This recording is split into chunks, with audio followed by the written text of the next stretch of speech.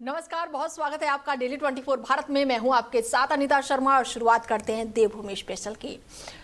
उधम सिंह नगर जिले में होली त्यौहार को देखते हुए सचिव स्वास्थ्य और खाद्य सुरक्षा आयुक्त उत्तराखंड के निर्देश पर खुले निर्देशों पर लगातार आगामी त्योहारों को लेकर अलर्ट मोड पर दिखाई दे रहे हैं। ऐसे में खाद्य पेय पदार्थों के उत्पादन और उपलब्धि सुनिश्चित कराने हेतु खाद्य पदार्थों में मिलावट की प्रभावी रोकथाम हेतु खाद्य सुरक्षा कुमाऊं मंडल डॉक्टर राजेंद्र सिंह के नेतृत्व में ललित मोहन पांडे सहायक आयुक्त खाद्य सुरक्षा के वरिष्ठ अधिकारी जो थे वो मौके पर पहुंचे। ऐसे में संघ अभियान के तहत छापेमारी की गई और इस खाद्य प्रतिष्ठित का औचक निरीक्षण भी किया गया। और इस दौरान खाद्य सुरक्षा और औषधि प्रशासन उधम सिंह नगर की टीम ने रुद्रपुर स्थित 1 दर्जन से अधिक प्रमुख निर्माण इकाइयों और मिष्ठान प्रतिष्ठानों के अतिरिक्त निरीक्षण किया। और इस दौरान 7 मिठाइयों के नमूने भी लिए गए, जिसमें बालूशाही, लड्डू और मिल्क केक और एक कलाकंद जैसी गुजिया भी शामिल है। ऐसे में इस प्रकार पर्वतीय टीम द्वारा कल नमूने लिए गए हैं, जिन्हें परीक्षण हेतु राज्य खाद्य और औषधि प्रयोगशाला रुद्रपुर में भेज दिया गया है। रिपोर्ट प्राप्त होने के बाद ही नमूने जो है मानक के अनुरूप सही न पाए जाने पर संबंधित खाद्य कारोबार कार्यकर्ताओं के विरुद्ध नियमानुसार कार्रवाई की जाएगी। तो वहीं कांग्रेस के सैनिक प्रकोष्ठ के प्रदेश अध्यक्ष कर्नल राम रतन नेगी ने अग्निपथ योजना के तहत चल रही अग्निवीर भर्ती पर सवाल उठाते हुए प्रदेश भर में रैलियों का आयोजन करते हुए बड़ा ऐलान किया। मसूरी के एक स्थानीय होटल में आयोजित प्रेस कॉन्फ्रेंस में उन्होंने कहा कि 4 साल की अल्पकालीन सेवा से सेना की परंपरा, अनुशासन और दीर्घकालीन संरचना प्रभावित हो सकी है। कर्नल नेगी ने देश के पहले chief of defence staff Bipin Rawat का उल्लेख करते हुए कहा कि सैन्य सुधार व्यापक, विमर्श और चरणबद्ध तरीके से लागू होना चाहिए। उनका आरोप है कि योजना लागू करने से पहले युवाओं, पूर्व सैनिकों और सैन्य विशेषज्ञों से पर्याप्त सलाह नहीं ली गई है। उन्होंने चेतावनी दी कि 4 साल बाद बड़ी संख्या में युवाओं का भविष्य अनिश्चितता की ओर है और जिससे सामाजिक और आर्थिक चुनौतियां बढ़ेंगी। कर्नल नेगी ने बताया कि सैनिक परिवार, पूर्व सैनिकों और युवाओं के साथ संवाद कर जन जागरण अभियान चलाया जाएगा। 2022 में अग्निपथ योजना को देश के ऊपर थोपा गया था। थोपा गया इसलिए बोलूंगा क्योंकि नीचे से इसके लिए कोई सजेशन, कोई रिकमेंडेशन नहीं थी। और हमारा जो आर्मी है, नेवी है, एयरफोर्स है, इनके लिए एक सरप्राइज था कि एक ऐसी योजना थोप दी गई है जिसमें कि सैनिक जो है कॉन्ट्रैक्ट बेसिस पे 4 साल के लिए यूनिट्स को दिया जाएगा और उससे ये उम्मीद की जाएगी कि देश की सुरक्षा में सक्षम रूप से तैयारी कर सके। इसके दुष्परिणाम बहुत हैं, जिसके बारे में 2022 में ही ये हमारे माननीय राहुल गांधी जी ने बोल दिया था, जैसी हमारी सरकार आएगी इसको योजना को हम बंद करेंगे, पुरानी योजना को बहाल करेंगे। सबसे पहले तो ये युवाओं के रोजगार के ऊपर बहुत बड़ा आघात है। जो हर साल 80,000 की भर्ती होती थी वो घट के अब खाली 47,000 हो गई है और वो भी सिर्फ 4 साल के लिए है। 4 साल के बाद फिर दोबारा से वो बेरोजगार हो जाएगा। उसको किसी प्रकार की रिटायरमेंट के बाद पूर्व सैनिक का ना तो सम्मान मिलेगा और ना ही पूर्व सैनिक का जो बेनिफिट्स होते थे, जैसे कि पेंशन है, CSG है, मेडिकल फैसिलिटीज़ है और बाकी सेंट्रल गवर्नमेंट के जो अधिकार होते थे उसको मिलते थे, ना उसको मिलेंगे, ना उसके परिवार को मिलेंगे।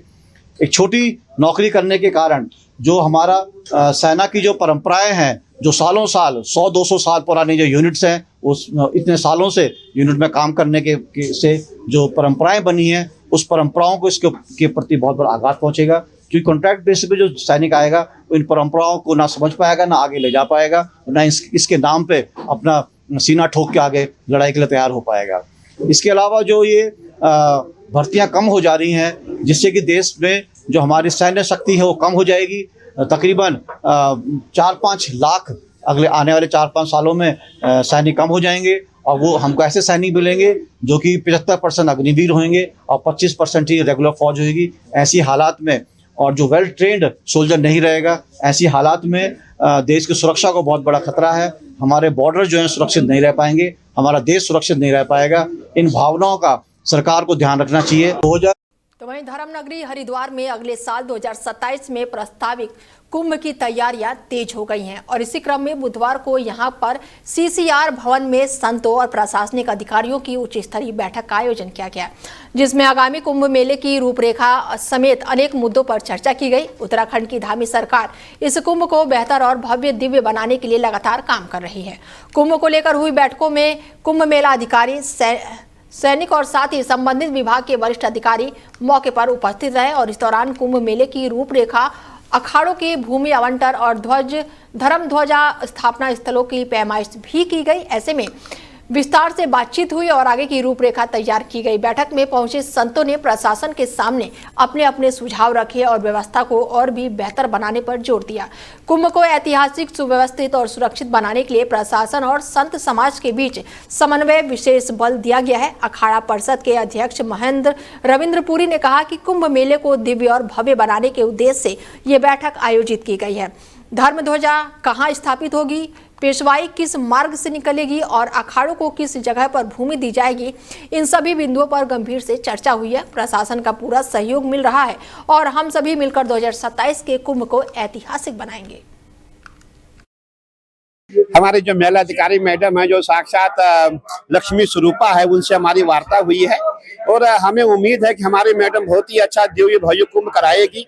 और हमारे मुख्यमंत्री जी का विजन है कि हरिद्वार में बहुत अच्छा कुंभ हो और हम जितने भी अखाड़ों के पदाधिकारी है, हम सब मुख्यमंत्री जी के साथ हैं और हम बहुत ही अच्छा कुंभ करेंगे। आज हमने निर्णय लिया है कि हमारी भूमि कहाँ पे मिलेगी, किस अखाड़े को कहाँ जगह दी जाए, किस अखाड़े का जो है पेशवाई पे चर्चा हुई है, हमारी जो जितने भी मूलभूत सुविधाएं हैं उस पर चर्चा हुई है और हमारा विश्वास है, सरकार ने हमें विश्वास दिलाया है कि बहुत ही अच्छा कुंभ होगा। और हमने भी कहा है कि जैसे आप हमें भूमि देंगे उसके पश्चात साधुओं का आह्वान किया जाएगा, मंडलेश्वरों का आह्वान किया जाएगा और आपको जो फील्ड में काम करना शुरू दिखाई देगा। तो हम लोग क्योंकि अब आगे जब जाएंगे तो लैंड अलॉटमेंट फिर किस तरह से अमृत स्नान होने हैं, किस तरह से पेशवाइयाँ आनी है, उन सब पे पूरा डिस्कशन हुआ आज और काफी अच्छी बैठक रही और जितने भी सुझाव आए हमने ले लिए हैं और उसके आगे हम जाएंगे। मैडम, सभी अखाड़ों के प्रतिनिधियों का उनके यहाँ पर क्या होगा? आपके यहाँ पे कितने यहाँ पर पहुंचे, क्या बताया जा रहा है कि अन्य अखाड़े को नहीं पहुंचे? अभी काफी अखाड़े आए हैं यहाँ पे, ज्यादातर सारे अखाड़ों को हमने सूचना भी दे दी थी, लेकिन कुछ लोग इस वजह से नहीं आ पाए क्योंकि होली का भी टाइम है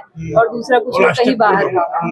वहीं सितारगंज में गुरुद्वारा बाबा मनोहर सिंह शहीद से भव्य नगर कीर्तन निकाला गया। गुरु ग्रंथ साहिब की छत्रछाया में पंच प्यारों की अगुवाई में ये यात्रा निकाली गई। कीर्तन का पुष्प वर्षा कर जगह जगह स्वागत किया गया। गुरुद्वारा श्री नानकत साहिब से अरसात के बाद से नगर कीर्तन का समापन हुआ। बुधवार को गुरुद्वारा बाबा मोहन सिंह पिपलिया नाथू से संत बाबा अवतार सिंह की देखरेख में नगर कीर्तन निकाला गया, जहां पर बड़ी संख्या में लोग उपस्थित रहे। ऐसे में कैबिनेट मंत्री सौरभ बाहुगुणी और पालिका अध्यक्ष सुखदेव सिंह, कांग्रेस प्रदेश सचिव नवतेज पाल भी मौके पर मौजूद रहे और इधर नगर कीर्तन के गुरुद्वारे से श्री नानकमत साहिब पहुंचने पर गुरुद्वारा प्रबंधन कमेटी की ओर से भव्य स्वागत किया गया। तो वहीं उत्तराखंड कांग्रेस के पूर्व सैनिक विभाग के प्रदेश अध्यक्ष राम रतन नेगी इन दिनों पूरे प्रदेश में रथ यात्रा करते हुए अग्निपथ योजना का विरोध कर रहे हैं और इसी सिलसिले में उनकी रथ यात्रा नरेंद्र नगर पहुंची, जहां पर कांग्रेसी कार्यकर्ताओं और उपस्थित नागरिकों ने फूल मालाओं से उनका स्वागत करते हुए जोरदार नारेबाजी की। बाजार में सभा का आयोजन किया गया। अवकाश प्राप्त कर्नल राम रतन नेगी और गोपाल सिंह ने सभा को संबोधित करते हुए कहा कि अग्निपथ योजना के तहत मात्र 4 साल के लिए अग्निवीर योजना भर्ती, जहां पर देश की सुरक्षा के लिए खतरा है, वहीं युवाओं के साथ खिलवाड़ हो रहा है। सेवानिवृत्त कर्नल नेगी ने कहा कि अपने भविष्य का निर्माण करना युवा देश के प्रति की ऋण माना जाता है, मगर सिर्फ 4 साल की नौकरी और वो भी युवा के भविष्य और देश रक्षा के लिए कैसे उपयोगी मानी जा सकती है। मैं कर्नल राम रतन नेगी, प्रदेश अध्यक्ष पूर्व सैनिक विभाग उत्तराखंड कांग्रेस से हूँ। जो हमारी ये मुहिम अग्निपथ योजना के तहत के अंतर्गत जो अग्निवीर भर्ती किए जा रहे हैं सेना में, उसके खिलाफ हम एक हस्ताक्षर अभियान कर रहे हैं। इसके दुष्परिणाम को हम पूरे प्रदेश में बताना चाहते हैं। इसके लिए हमने प्रदेश व्यापी ये तैयारी करी है। हमारी जो टीम है वो हर जिलों में और हर ब्लॉक में जाने की कोशिश कर रही है, इसके बारे में बताने की कोशिश कर रही है, जिससे कि हमारी ये बताई हुई चीज़ों को वो जन जन तक पहुँचाएंगे, जनमानस तक पहुँचाएंगे। इस जन जागरण के कारण ये जो हमारा मैसेज है वो केंद्र सरकार तक जाएगा और इस मुहिम के तहत हमारी ये मुहिम की ये इच्छा है कि जो अग्निपथ योजना है उसको ख़त्म किया जाए और पुरानी जो प्रणाली थी उसको बहाल किया जाए और जो अग्निवीर जो भर्ती हुए हैं उसको रेगुलर किया जाए। क्योंकि ये जो योजना है ये पूरे युवाओं के लिए पहली बात तो बहुत उनके रोजगार के लिए उनकी भावनाओं के साथ खिलवाड़ है। ये सेना में जो भर्ती का जो सिस्टम था वो निरंतर रूप से चलता रहता था।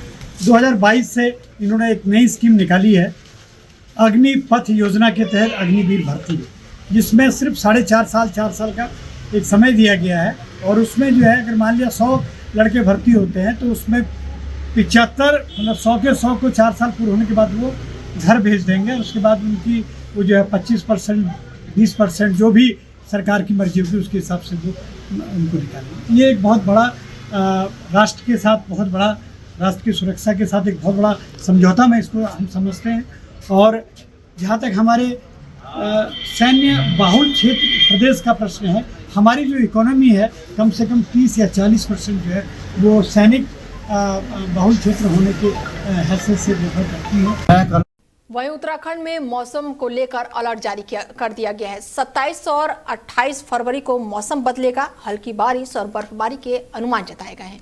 ऊंचाई वाले क्षेत्रों में बर्फबारी की संभावना है। मौसम बदलाव को लेकर प्रशासन पूरी तरह से अलर्ट मोड पर है। फरवरी के आखिरी सप्ताह चल रहा है और मौसम जो है वो तेजी से बदल रहा है। एक और जहां पर ठंड धीरे धीरे विदाई ले रही है तो वहीं दूसरी ओर गर्मी धीरे धीरे अपना असर दिखाना शुरू कर दी है। और इन सब के बीच आज से 3 मार्च तक कई राज्यों में हल्की बारिश के साथ बर्फबारी की संभावना है। दरअसल 2 पश्चिमी विक्षोभ एक्टिव हो जाने से 26 और 28 फरवरी को फिर 2 से 3 मार्च तक पहाड़ी राज्यों में हल्की बारिश और बर्फबारी होने की संभावना है। हालांकि इसका ज्यादा असर जो है मैदानी इलाकों में देखने को नहीं मिलेगा। और अब आपको सीधे लेके चलते हैं जहां पर मुख्यमंत्री पुष्कर सिंह धामी जनता से संवाद कर रहे हैं। सब शेष कार्यों को भी अगर आप पूर्ण कर दे तो शायद जून जुलाई अगस्त में थोड़ा सा मुझे रिलैक्स, सारी विधानसभा को रिलैक्स के महसूस क्षण होंगे मान्यवर, ऐसा मेरा आपसे आग्रह है। ठाकुर बटवाड़ा एवं ठेला गांव में बाढ़ सुरक्षा का मामला बहुत लंबे टाइम से चल रहा। महाराज छोटी सी नदी है लेकिन उफान पे आती है, कभी कभी घरों को हमें दिक्कत होती है मान्यवर, ये मेरा आपसे आग्रह है। ठांगदार बासर में बिनाखाल ठांगदार बासर में हमारे पास बहुत अच्छा स्पेस भी है। कहीं हमारे वहां पे जीआईसी इंटर कॉलेज हैं मान्यवर। मैं चाहता हूं कि उच्च शिक्षा की दृष्टि से यहाँ पे एक उच्च शिक्षा संस्थान अगर आपने दिया है, वो मैं भिलंग के अंदर उसका काम चल रहा है मान्यवर। एक के आग्रह मैं और कर रहा हूं, अरे फिर अगली बार एक और आग्रह करना है मान्यवर 3 न्याय पंचायतों के लिए। एक मैं चाहूंगा कि इस पे भी मुझे आप आशीर्वाद देने का। अश्विना एवं बूढ़े केदार में बिजली घर का मान्यवर चल रहा है। वैसे मैं माननीय मुख्यमंत्री जी, जनता को मेरा जनता से अनुरोध है, इस देश के अंदर अपने देश के बहुत ही लोकप्रिय प्रधानमंत्री जी के कुशल नेतृत्व पे और जिनके पच्चीनों पे हमारे मुख्यमंत्री जी चलते हैं, आज मुझे इस बात पे इस मंच में बड़ा गर्व होगा माननीय मुख्यमंत्री जी कि अब हमारे यहां एक बिजली का क्या बन रहा हो पावर हाउस, जिसका शिलान्यास आपने माननीय प्रधानमंत्री जी से करवाया। एवं 222 करोड़ रुपए का वो बन रहा है, जो कि पूरे जनपद के लिए स्टॉक बिजली घर बनेगा। इसके लिए भी माननीय मुख्यमंत्री जी मैं आपका हृदय से साधुवाद करना चाहता हूं। तो ये छोटा सा एक विषय है। राजकीय उच्चतर माध्यमिक विद्यालय धमतोली, ये मान्यवर मेरी न्याय पंचायत में पढ़ता है, मेरे बच्चे भी वहीं पढ़े। हाई स्कूल आपने कर दिया मान्यवर, मैं चाहता हूं कि विद्यालय इंटर के रूप में आप विकसित कर दे तो बहुत आभार और धन्यवाद होगा सर आपका। अब मामले तो बहुत हैं, बोलने पड़ेंगे मुझे थोड़ा हर परीक्षण करवा देंगे। जहां मैं शॉर्ट में बोलता हूं, ब्लॉक मुख्यालय पे हम एक मिनी स्टेडियम चाहते हैं मान्यवर, ये अपने प्रमुख जी का भी आपसे आग्रह है। कुठार और सौर का एक मामला मान्यवर, मैं बहुत प्रयास कर चुका हूं इस रोड के लिए, पर मैं चाहूंगा कि थोड़ा सा इसको आप प्रायोरिटी देने के लिए अगर आशीर्वाद मुझे दे दे तो ये रोड का विषय ये बहुत जल्दी हो जाए। कोठार से सौर के लिए सर, भिलंग के लिए, भिलंग में है कोठार सौर। नागराजा क्रेत में एक मिनी स्टेडियम का है मान्यवर, ये मेरा आपसे आग्रह है। नौतार जखनाली में भी एक मिनी स्टेडियम का है। गेवाली और बूढ़े केदार में स्वास्थ्य उपकेंद्र, मेरा मान्यवर मुख्यमंत्री महोदया, मेरा आपसे विनम्र आग्रह है कि मेरे पास 2 गांव, मैं इसके लिए आपका धन्यवाद करना चाहता हूं कि गंगी के अंदर आज हम उप स्वास्थ्य केंद्र के रूप में विकसित करने जा रहे हैं, जिसके लिए आपने मुझे 80 लाख रुपए मुक्त किए और जिसकी टेंडर प्रक्रिया शुरू हो गई। मैं चाहूंगा कि एक गेवाली के अंदर और एक पिंसार के अंदर एक उप स्वास्थ्य केंद्र हमारे बन जाए, ताकि हम लोगों को फर्स्ट एड देने का हम लोगों को सहयोग मिल जाएगा मान्यवर। अब थोड़ा ही रह गया। पिनसवाड़ा बूढ़े केदार में स्वास्थ्य उपकेंद्रों के लिए मैंने आपसे आग्रह कर दिया मान्यवर। नागेश्वर सौर गोना मोटर मार्ग मेहार तक मोटर मार्ग का निर्माण मान्यवर मैंने आपसे पहले भी आग्रह किया था।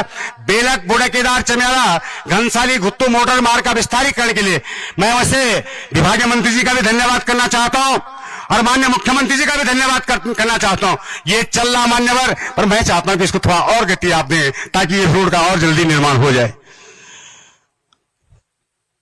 धापरधार पौनाड़ा के अंदर एक मिनी स्टेडियम के रूप में हमारे पास सिविल लैंड है मान्यवर। मैं अपने क्षेत्र भ्रमण के दौरान वहां पे गया था। वहां पे यूथ की बहुत डिमांड थी कि धापरधार में एक आप मिनी स्टेडियम के रूप में विकसित करने के लिए, तो मैं आग्रह करूंगा साहब, ये एक बहुत लंबी मांग है मान्यवर। बासर नहर का विस्तारीकरण अगर हो जाता है तो ये बासर पट्टी के लिए एक बहुत बड़ी सौगात होगी मान्यवर। ये मेरा आपसे आग्रह है मान्यवर। राजकीय उच्चतर माध्यमिक विद्यालय मेड तथा राजकीय उच्चतर माध्यमिक विद्यालय निवालगांव का उच्चीकरण की पत्रावली शासन में लगभग फाइनल डिसीजन में मान्यवर। मैं आपसे आग्रह करूंगा इन विद्यालयों को उच्चीकरण के लिए भी आप मुझे आशीर्वाद देंगे। मुयालगांव से रिंगालगांव डागर तक मोटर मार्ग का अगर निर्माण हो जाता मान्यवर तो रुद्रप्रयाग जाने के लिए हमें बहुत नजदीक पड़ जाएगा। ये भी मेरा आपसे विनम्र आग्रह है मान्यवर। नगर पंचायत चमेला के अंदर खोलदी नामी तोकपर अस्थाना घाट और पूजा घाट के लिए निर्माण के लिए मैं चाहूंगा मान्यवर, ये छोटा सा एक विषय है, इसके लिए मेरा आपसे आग्रह है मान्यवर। नगर पंचायत चंडाला के अंतर्गत क्षमा श्री तोक पर अस्थाना और पूजा अस्थाना ग्रह बन जाए मान्यवर। इससे जिस तरह से वहां पे यात्री और श्रद्धालु आते हैं उनको अच्छी एक सुविधा हम उपलब्ध करवा सकते हैं। इंदौर गांव से राजेश्वरी मंदिर तक मोटर मार्ग के लिए भी मैंने आवेदन किया मान्यवर। गौजियाना निर्माणाधीन हेलीपैड का विस्तारीकरण, पंगरियाना महरगांव और पाली कुराली तक मोटर मार्ग का निर्माण हो जाएगा तो रुद्रप्रयाग हमारे लिए नजदीक पड़ जाएगा मान्यवर। रूठी नावे खोला कोठार मोटर मार्ग का निर्माण के लिए मान्यवर मेरा आपसे आग्रह है। सरकंडा आरगढ़ में एक स्वास्थ्य उपकेंद्र के लिए मेरा आपसे आग्रह है। मीनू सुनवालगांव बाढ़ शिक्षा कार्य के लिए ये एक पत्रावली चल रही है मान्यवर। आरगढ़ घाट पर एक बाढ़ शिक्षा कार्य, उलाना खाल से सुकताल भाषिरताल तक अभी यहाँ पे पर्सनल ट्रैकिंग का भी लिया है डीएम साहब ने, इसमें प्रस्तावित किया मान्यवर। ये स्थान बहुत डेवलप हो तो इसमें हम पर्यटक के रूप में ये क्षेत्र हमारा डेवलप हो सकता है। मेरा आपसे व्यक्तिगत अनुरोध है। सीताकोट मोटर मार्ग सिनारी दानकोट लमवाड़ा अनुसूचित जाति बस्ती तक मोटर मार्ग निर्माण की मांग मान्यवर बहुत लंबे टाइम तक है। ये कई गांव हमसे इससे हमें थोड़ा शॉर्ट भी होंगे मान्यवर और विभिन्न गांव जुड़े। खोला मोटर मार्ग से टिपरी भेलता मोटर मार्ग के निर्माण के लिए वैसे माननीय मुख्यमंत्री जी के आपने आदेश किए हैं, इसके लिए मैं माननीय मुख्यमंत्री जी का धन्यवाद करता हूं। ये मैंने पहले भी ये पत्रावली माननीय मुख्यमंत्री जी को इससे ये मेरी कुछ विषय है मान्यवर। मैं आपसे आग्रह करूंगा, लेकिन मैंने जब आपसे समय मांगा था तो आपसे सिर्फ ये कहा था कि मुझे समय चाहिए, मांगूंगा नहीं। लेकिन मान्यवर मैं तो आपका भाई हूं, अब मांगना जनता के लिए है और आप दिल बड़ा करके देते भी हैं। इसके लिए पुष्कर धामी धाकर धामी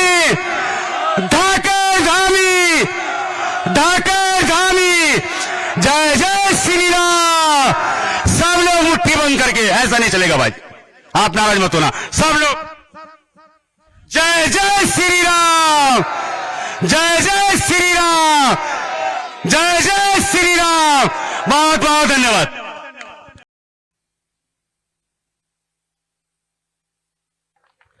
हेलो, बहुत बहुत धन्यवाद।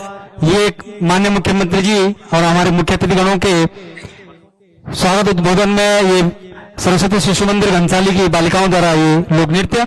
इसी बीच में परमवीर पवार पूर्व जिला उपाध्यक्ष, सार सिंह कुमाई जी पूर्व कनिष्ठ प्रमुख और ओम प्रकाश भुजवान, जिसे मैं निवेदन करूंगा कि आप जल्दी से आए और माननीय मुख्यमंत्री जी को संयुक्त रूप से बुके भेंट कर आप उनका हार्दिक अभिनंदन और स्वागत करेंगे।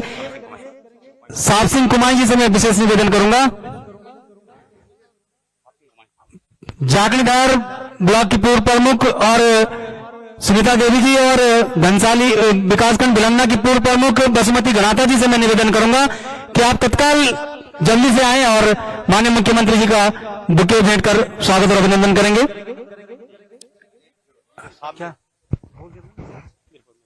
साहब सिंह भाई आगे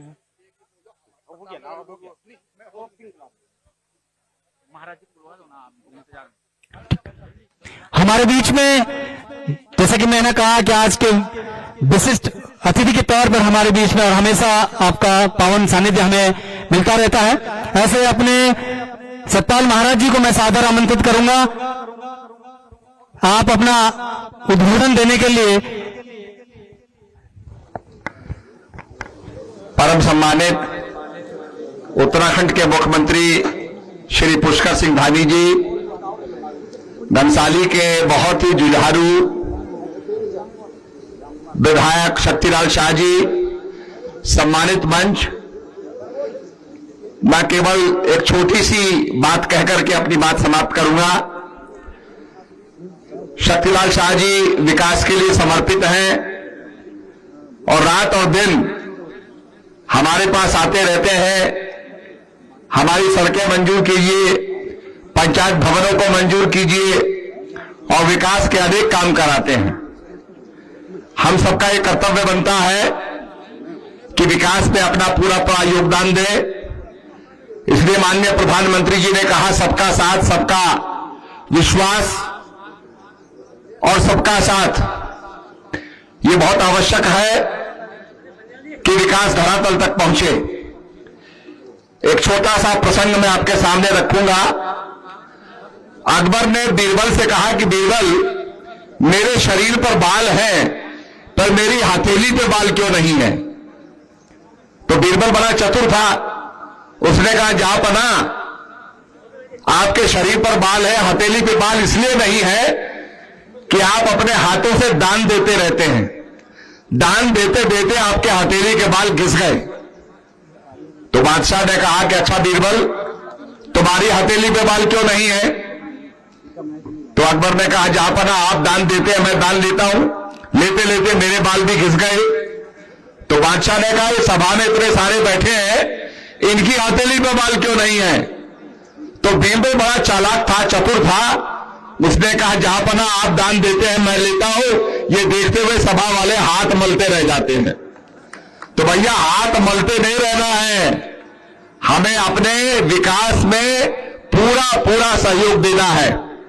हमारे पास भी शक्तिलाल शाह जी ने पत्र दिया, विकास के काम बताए, निश्चित रूप में उस काम परीक्षण करेंगे और मैं उन्हें साधुवाद देता हूं कि आज जो यहाँ पर चिकित्सालय का जो यहाँ निर्माण हो रहा है उसके लिए बहुत बहुत बधाई देना चाहता हूं। आपको भी बधाई देना चाहता हूं। हो गई है पीर पर्वत सी पिघलनी चाहिए, इस घनसाली से कोई गंगा निकलनी चाहिए। मेरे सीने में न सही तो तेरे सीने में ही सही, कहीं भी आग लेकिन आग जलनी चाहिए। सिर्फ हंगामा करना मेरा मकसद नहीं, मेरी ये कोशिश है, ये सूरत बदलनी चाहिए। आइए मिलकर सूरत बदले। हमारे मुख्यमंत्री धामी जी सूरत बदलना चाहते हैं, उनका पूरा योगदान दें, साथ दें। भारत माता की। धन्यवाद।